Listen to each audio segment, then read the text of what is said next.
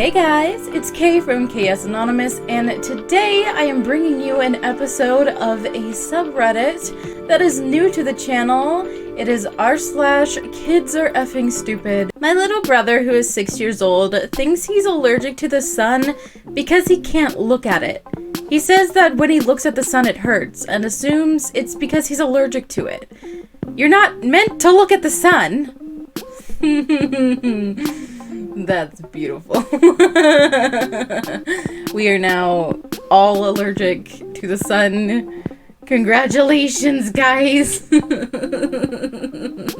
When I was a small bean, about 6 years old, I was watching cartoons on the TV while my dad was out getting groceries. My mom was in the shower, but since I was stupid, I didn't notice and thought both my parents had left the house and forgot to hire the babysitter. I knew the babysitter was living nearby, so I took it in my own hands to go find her. So basically, I knocked on every house in my street asking random strangers if they were my babysitter. I managed to find her somehow and went home with her to find my mother worried crapless and frantically searching the house for me. I love it because it's like, oh, you're just trying to be so responsible. Like, oh yeah, mom and dad forgot. I'm supposed to have a babysitter. I'll go find her. Oh no. I remember though, like, being little and like your parents just not being there is so freaky. Even if it's like 5 minutes, like, oh, we're gonna be at the neighbor's house for 5 minutes or whatever, like down the road or something. Just something about when you're a kid and like nobody else is in the house. It's just creepy, okay? It's scary. And then, you know, you get older if you're like me and you are very happy when everyone else is gone. I met a neighbor tonight. She came to the door and introduced herself. She told me she lived down the street and that her son had come over to play with the dog today. I said, yeah, I saw him here. She said, I'm sorry, but... And she pauses for a long time. I'm starting to worry if something happened or my kids did something. She started again. I'm really sorry, but apparently my son needed to use the bathroom while he was here, and he went in your backyard. I'm just letting you know I'm here to find it and clean it up. Talk about an awkward moment. I'm just glad I wasn't the one in her position. How do you do this? Oh my god. I just want to like... why did your kid think it was okay to just take a dump in someone's yard? And like, there's just something very different about the thought of human poo in a yard versus and picking it. Ew. I mean, I guess as a parent you might like have to deal with that sometimes, you know, kids take off their diapers and stuff like that, but just something about picking up your kid's poo out of a yard like you would your dog's poo. And just so you know, I'm coming into your yard to pick up my kid's poo. Just oh. This girl seriously peeled off the crust of her Uncrustable.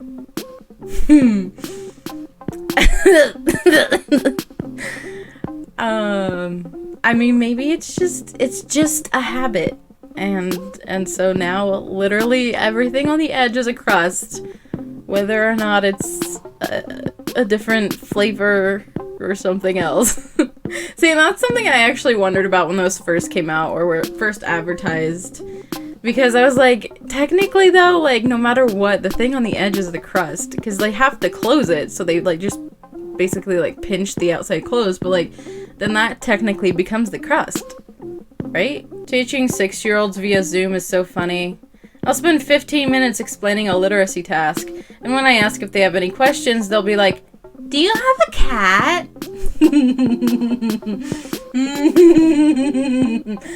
They're taking your question out of social context, and it's beautiful.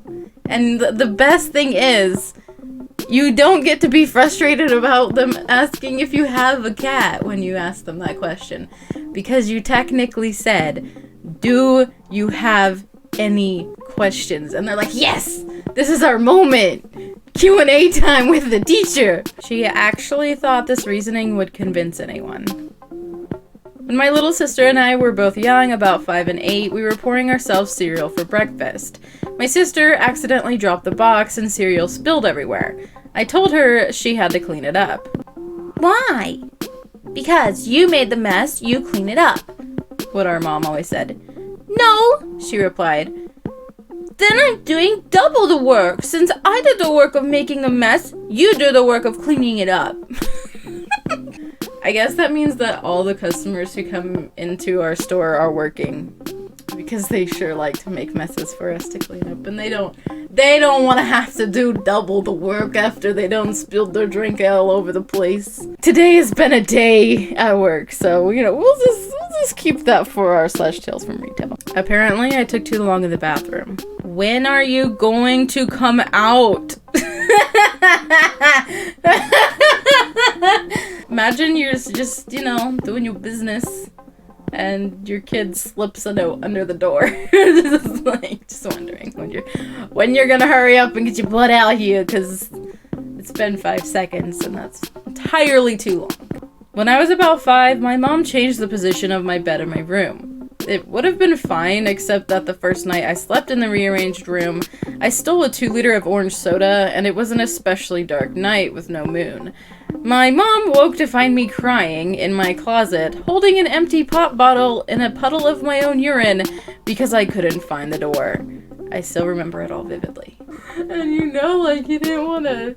This kid would not want to, make too much noise, because then the stealing of the pop would be found out. They just drank the whole 2-liter and then they had to pee. Oh, I wonder if they, freaked out, got turned around, and, thought they were trying to leave the bedroom, but ended up in the closet, and that just kind of freaked them out, so they just stayed there. How do you do that? When I was a little kid, I joined my mom watching the news every day. I would not miss it once. She didn't really understand why I was so interested in sitting there quietly watching something dry and boring, rather than playing with my siblings, but she let me. Eventually, she asked me what this was all about, and I said, "I'm waiting for Dad to come on." My dad had died when I was 3. She asked why I thought my dad was going to be on the news, and I explained to her that obviously the newscasters knew so much about everything going on in the world, everywhere, that could only mean they were angels watching from the heavens and sharing their knowledge with us. And eventually, it would have to be my dad's turn to report to the living. I never noticed the news were presented by the same 4 people every day. She smiled at me and kindly explained to me that Dad was not going to show up on TV since those people were actual living people. I was so embarrassed and disappointed at the same time. Not gonna lie, that one, it hurts. Because, to find out, that's such an interesting, deduction, I guess? Is that the word I'm looking for? Who knows? Yeah, they know so much, so they must be angels, because, who could know all the stuff that's going on in the world? Oh, it hurts my heart. When I was really young, barely a toddler, I thought I was the coolest person alive for being able to aim my pee well. So, naturally, when my parents had visitors over, I sat my teddy bear in the living room and said, "Okay, Teddy, let's pee." And peed directly on the carpet, right on target. Oh my god. Oh, I just imagine the mortification.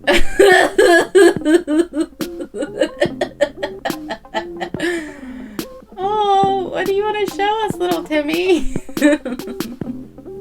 Let's just start peeing right on the floor. Oh my god. Anyway, oh man. Oh, that's just embarrassing. The internet does rot brains, apparently. My son, who loves YouTube, seems to think that "please subscribe to my channel" is a parting phrase. When he leaves kindergarten or his grandma, he says, "Please subscribe to my channel," which puts off everyone around him. That's cute. That's real cute, but very awkward. Imagine the amount of judgment this parent probably gets. Like, how much YouTube is your child watching that they don't even know to say bye or see you later, alligator? After a while, crocodile, what's that? Please subscribe to my channel, hit the like button, turn on the bell for notifications.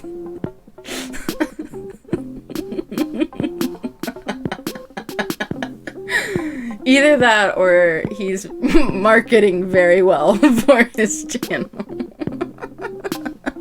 Don't know if it fit well here, but this is from when I was younger. Dear Colonel Grandpa, I am sorry you're dead. Happy Veteran Day. I love this about children is like they don't understand like the tone. So they're trying to express things in writing, and it's hard, you know? So, like, what would you say to your dead grandpa that was a colonel? Well, sucks that you're dead, so I'm sorry, which is a nicer way of putting it. You're dead, because, you know, that's unfortunate, and, it's Veterans Day, so happy Veterans Day! When I was 7, me and my family were driving to, I don't remember where, and there were 6 people in the car. You already know what's gonna happen, right? We were passing by a police blitz, and my dad asked me to bend down so the police wouldn't see me. I bent down, and the officer came to inspect. Suddenly he asked, "Everyone back there are using seatbelts?" And as the stealth master that I replied, "Obviously not! There are 4 people back here, there isn't enough belts!"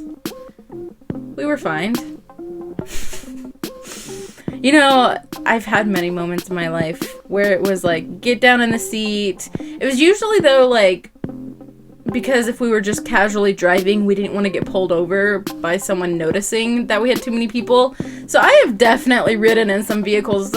One that comes to mind specifically is we were celebrating my friend's birthday with, like, a slumber party. And we went to Walmart to get, like, food and pop and random stuff.